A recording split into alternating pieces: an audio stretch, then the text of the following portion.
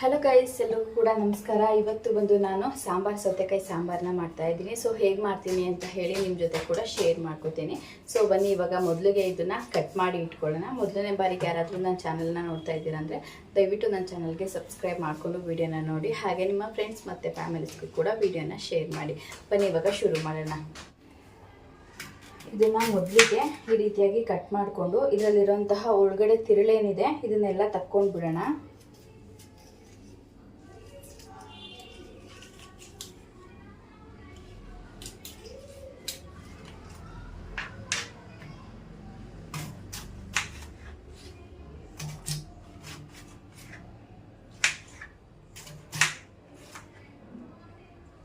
So ನೋಡ್ತಾ ಇರ್ಬೋದು, ಈ ರೀತಿಯಾಗಿ ಇದನ್ನೆಲ್ಲ ತಕ್ಕೊಂಡ್ಬಿಡೋಣ. ಇದನ್ನೆಲ್ಲ ನೀಟಾಗಿ ಈ ರೀತಿಯಾಗಿ ತೆಗೆದ್ರೆ ನಾವು ಚಿಕ್ಕ ಚಿಕ್ಕದಾಗಿ ಪೀಸ್ ಮಾಡ್ಕೋಬಹುದು. ಇದನ್ನೆಲ್ಲ ತೆಗೆದುಬಿಟ್ಟು ಆಮೇಲೆ ಕಟ್ ಮಾಡಿಕೊಂಡು ಮತ್ತೆ ವಿಡಿಯೋನ ಕಂಟಿನ್ಯೂ ಮಾಡ್ತೀನಿ. ಸೊ ಇವಾಗ ಮೊದಲಿಗೆ ಮಸಾಲಾನ ರುಬ್ಕೊಳ್ಳೋದಕ್ಕೆ ಅಂತ ಹೇಳಿ ನಾನು ಇಲ್ಲಿ ಸ್ವಲ್ಪ ತೆಂಗಿನಕಾಯಿ ತುರಿನ ತಗೊಂಡಿದ್ದೀನಿ.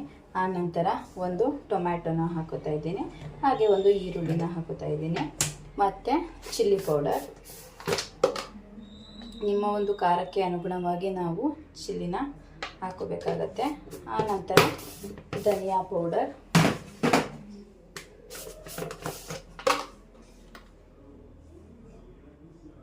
ನಾನು ಒಂದು 3 ಸ್ಪೂನ್ ಹಾಕೋತೀನಿ. ಸೊ ಇದಿಷ್ಟನ್ನು ಇವಾಗ ನಾವು ನೀಟಾಗಿ ಗ್ರೈಂಡ್ ಮಾಡ್ಕೊಂಡು ಬರಬೇಕಾಗುತ್ತೆ. ಸೊ ಗ್ರೈಂಡ್ ಮಾಡ್ಕೊಂಡು ಬರೋಣ. ಸೊ ಇವಾಗ ಇಲ್ಲಿ ಮಸಾಲೆ ರುಬ್ಕೊಂಡಿರೋದು ಆಗಿದೆ. ನಂತರ ಇಲ್ಲಿ ನಾನು ಸೌತೆಕಾಯಿನೂ ಕೂಡ ಹೆಚ್ಚಿ ಇಟ್ಕೊಂಡಿದ್ದೀನಿ. ಆಮೇಲೆ ಸ್ವಲ್ಪ ತೊಗರಿಬೇಳೆ, ಇದು ತೊಗರಿಬೇಳೆನ ನೆನೆಸಿ ಇಟ್ಕೊಂಡಿದ್ದೀನಿ. ಇದಕ್ಕೆ ಜಸ್ಟ್ ಸ್ವಲ್ಪ ಬೆಲ್ಲ ಮತ್ತು ಹುಣಸೆ ಹಣ್ಣನ್ನು ಮಾತ್ರ ರೆಡಿ ಮಾಡ್ಕೋಬೇಕು. ಬನ್ನಿ ಅದನ್ನು ಕೂಡ ರೆಡಿ ಮಾಡ್ಕೊಳ್ಳೋಣ. ಸ್ವಲ್ಪ ಬೆಲ್ಲನ ತೊಗೊಂಡಿದ್ದೀನಿ, ಹಾಗೆ ಹುಣಸೆ ಹಣ್ಣನ್ನು ಕೂಡ ಇಲ್ಲಿ ನೆನೆಸಿ ಇಟ್ಕೊಂಡಿದ್ದೀನಿ. ಬನ್ನಿ ಹೇಗೆ ಮಾಡೋದಂತ ನೋಡೋಣ. ಸೊ ನಾನಿಲ್ಲಿ ಒಂದು ಕುಕ್ಕರ್ನ ಇಟ್ಟಿದ್ದೀನಿ. ಇದಕ್ಕೆ ಒಗ್ಗರಣೆಗೆ ಅಂತ ಹೇಳಿ ಸ್ವಲ್ಪ ಎಣ್ಣೆ ಹಾಕ್ಕೊಂಬಿಡೋಣ. 1 ಸ್ಪೂನ್ ಆಗೋಷ್ಟು ಎಣ್ಣೆ ಹಾಕೊಂಡಿದ್ದೀನಿ. ಒಗ್ಗರಣೆ ಹಾಕೊಳ್ಳೋಣ ಇವಾಗ.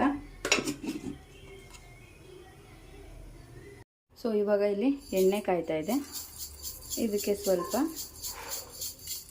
ಸಾಸಿವೆನ ಹಾಕೊಳ್ಳೋಣ. ಇದು ಸಿಡಿಲಿ. ನಂತರ ಇದು ಸಿಡಿತಾ ಇದೆ ಅನ್ನೋ ಟೈಮಲ್ಲಿ ಸ್ವಲ್ಪ ಹಿಂಗನ್ನು ಕೂಡ ಹಾಕೊಳ್ಳೋಣ. ಆಮೇಲೆ ಸ್ವಲ್ಪ ಕರಿಬೇವು.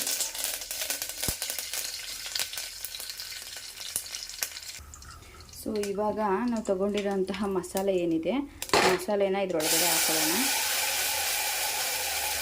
ಸ್ವಲ್ಪ ಹಸಿ ವಾಸನೆ ಹೋಗೋ ಥರ ಚೆನ್ನಾಗಿ ಫ್ರೈ ಮಾಡ್ಕೊಳ್ಳೋಣ.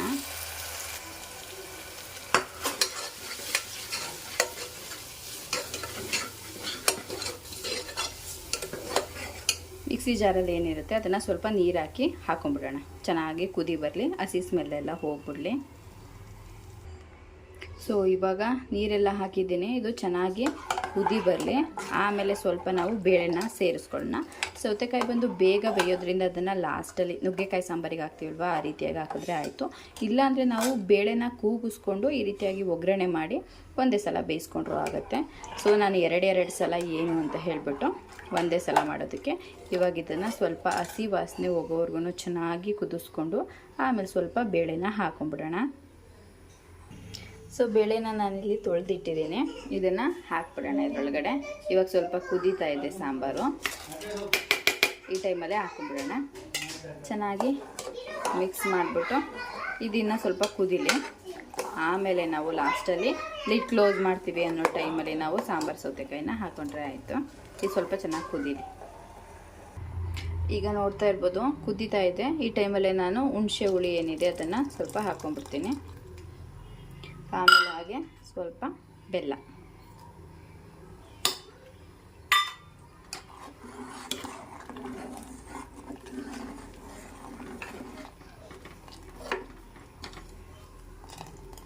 ಇದು ಬೇಯ್ಕೊಂಬಿಡಲಿ ನಾನು ಸ್ವಲ್ಪ.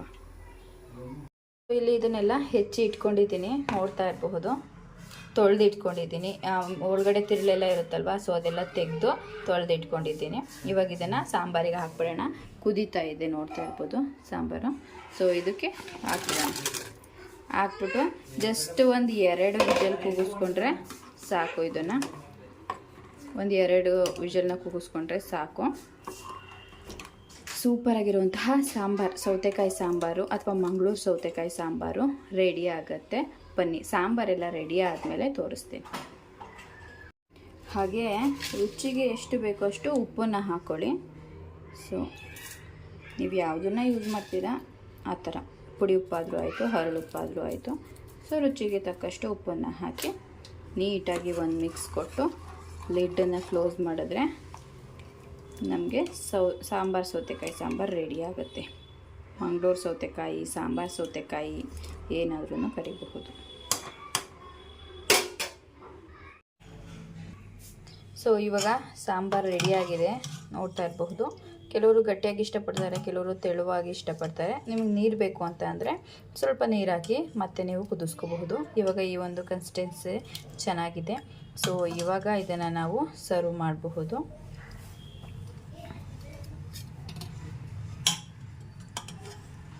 ಕ್ವಿಕ್ಕಾಗಿ ಮಾಡ್ಕೋಬಹುದು. ಬೇಳೆನ ಬೇಯಿಸಿ ಆದರೂ ಒಗ್ಗರಣೆ ಮಾಡ್ಕೊಳ್ಳಿ, ಅಥವಾ ಈ ರೀತಿಯಾಗಿ ಒಟ್ಟಿಗೆ ಕುಕ್ಕರಲ್ಲಾದ್ರೂ ಮಾಡಿಕೊಂಡ್ರು ಚೆನ್ನಾಗಿರುತ್ತೆ. ಸೊ ಸೂಪರಾಗಿರುವಂತಹ ಸಾಂಬಾರು ಸೌತೆಕಾಯಿ ಅಥವಾ ಮಂಗಳೂರು ಸೌತೆಕಾಯಿ ಸಾಂಬಾರು ರೆಡಿ.